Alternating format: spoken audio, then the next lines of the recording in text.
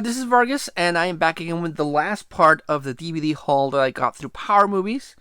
So, let's get started because I got a few things to talk about, and there's a lot of stuff that I want to go into detail. Not too much, but I do want to go into detail. For my never-ending Disney collection, I know you've heard me say that a lot in these 4 videos. Picked up the 30th anniversary edition of Bedknobs and Broomsticks. If you haven't seen this one, this is very in the style of Mary Poppins, where they blend live action with animation, and I like that kind of stuff. I really do. This is done very well in my opinion, and I still like Mary Poppins the best, but this is still pretty good. This does have a couple of special features that the release that I have doesn't have. So yeah, really looking forward to popping this one in. Picked up this one. This is the extended cut of Sucker Punch. Now, I saw this in the theater, and the story makes not a damn lick of sense.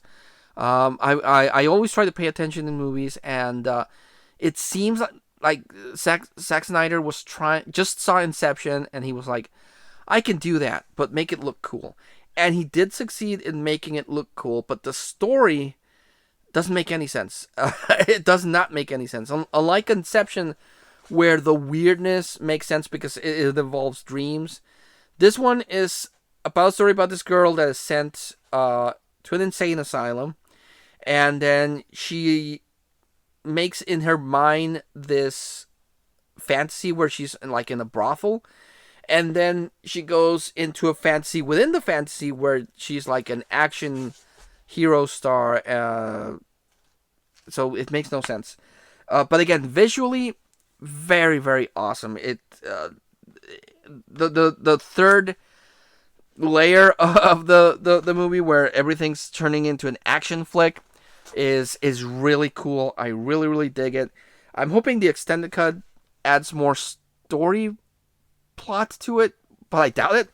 I really do suspect that this is just going to add more of the spectacle and not help the movie make sense. But visually, very cool. Story-wise, I couldn't follow what was going on. This one I bought just for the collection.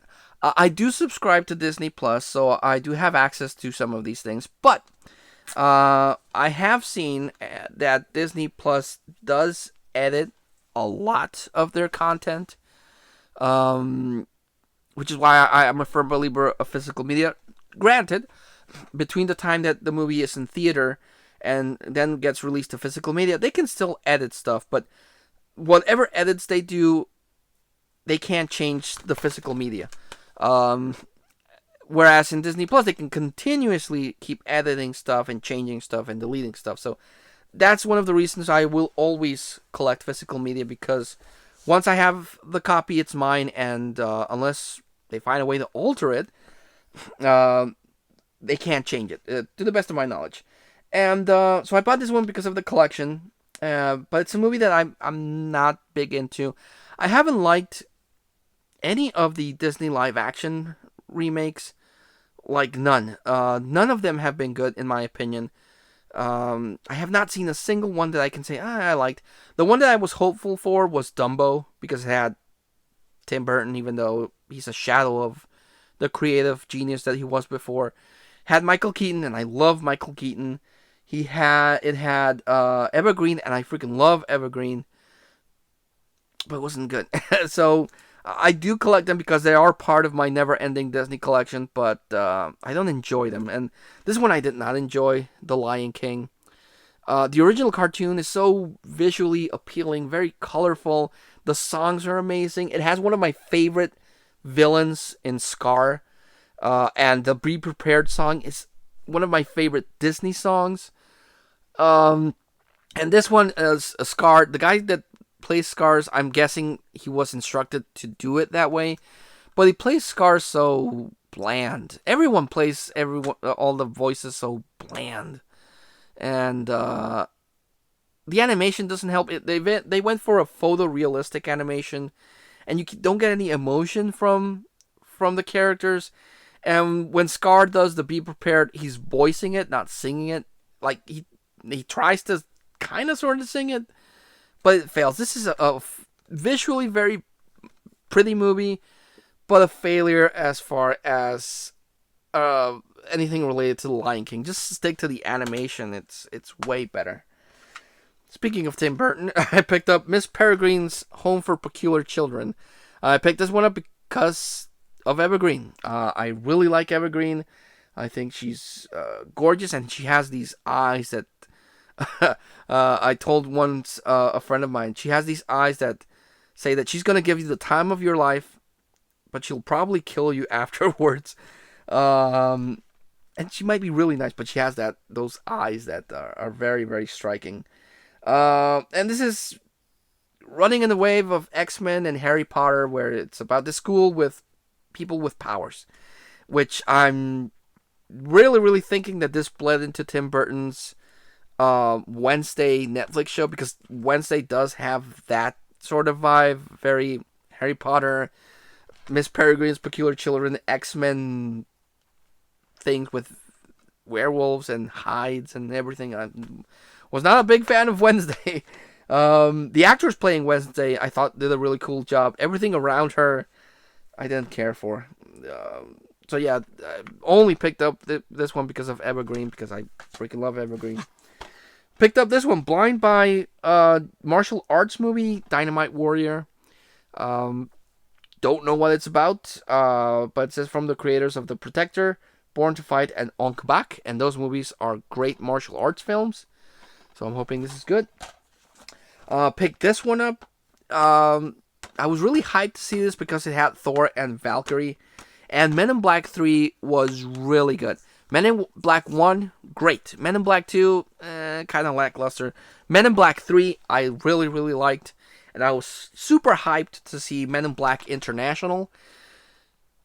And it wasn't that good. I mean, you had Thor and Valkyrie, who in Thor Ragnarok proved that they had great chemistry, and somehow they killed that. And they ruined the Men in Black franchise as well. This was not a movie that I enjoyed, unfortunately. But I needed it for the collection. Picked up this one, Abby in Wonderland. My daughter is getting into Sesame Street. My youngest son is kind of also interested, but he doesn't still care. He's really into Spider-Man, but not so much Sesame Street. And I was really pushing for both of my kids to get into Sesame Street, because I watched Sesame Street as I was a kid, and I thought it was pretty good, and I learned some stuff from Sesame Street. Also, Alice in Wonderland is one of my favorite Disney movies. I just love how weird it is. My wife doesn't care for it. The weirdness turns her off, whereas the weirdness is something that I really like. And I'm holding on that one to show it to my kids, because they were okay with Return to Oz, and that was a pretty dark movie. But I don't know how they'll react to Alice in Wonderland. I think they'll do fine. But until then, Abby in Wonderland. It stars Abby Cadabry. I think that's her last name. And she's visiting Wonderland with all the Sesame Street characters as the Mad Hatter and the Cheshire Cat. And Count Von Count and everything. So I'm hoping this will be pretty good, and they'll enjoy it. So, got that. Picked up this one, the special edition of And Justice for All, with a really weird photoshopped looking cover. I think I have the snapper case of this, but this one has more special features than the release. But Al Pacino looks weird. It's like they photoshopped his head into this body, because the head looks smaller than the body, and then it's in this weird position that the human body would not find comfortable. The movie is great. I bought it because of the special features and because it's a genuinely good movie. But the cover looks weird. Speaking of buying something because of the cover, I picked up Sin City. I have Sin City, but I have the Bruce Willis cover. They released 4 or 3, I can't remember if it was 4 or 3 different releases of Sin City. The inside cover is exactly the same, but they released these slip covers that have Bruce Willis, Marv, and Owen Wilson, and I can't remember if there's a 4th one. But I like the Marv cover, and I like the Bruce Willis one, so I picked it up just because of the slipcase. There is a very cool looking Sin City collector set that has the theatrical release, the extended cut of Sin City, and then they have something that's the non special effects cut, where everything is in green screen as it was filmed. And I'm really hunting for that one because I really want to see those two extra cuts. Picked up the 2-disc collector's 20th anniversary release of Platoon. Great war movie. Also, like dramas, war movies tend to be too real, too heartbreaking. Platoon is that type of movie, but it's very well done, very well done.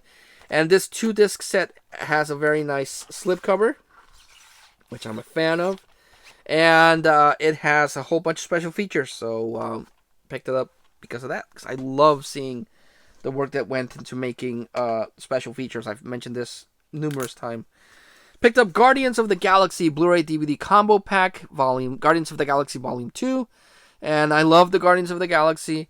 Guardians of the Galaxy 1 is one of my favorite Marvel movies. That one, Infinity War, the first Iron Man, Thor Ragnarok. It's on my list of top favorite Marvel movies. Volume 2 just continued the awesomeness. It has Kurt Russell as Ego, the Living Planet. It expands more on the characters. Just a really good movie. The holiday special was really cool, and I'm really looking forward to seeing Volume 3, even though I dread that they're going to start killing off characters, and that's going to crush me. Picked up this one. This one I knew of its existence, but I never came across a copy until now. And this is Spider-Man 2.0. This is Spider-Man 2 with 8 additional minutes of scenes inserted into it, plus brand new special features. So Spider-Man 2 is debatably the best one of the trilogy. I like Spider-Man 1. Spider-Man 2 improves a lot of Spider-Man 1. So I can see why people think this is the best Spider-Man movie of the Tobey Maguire series.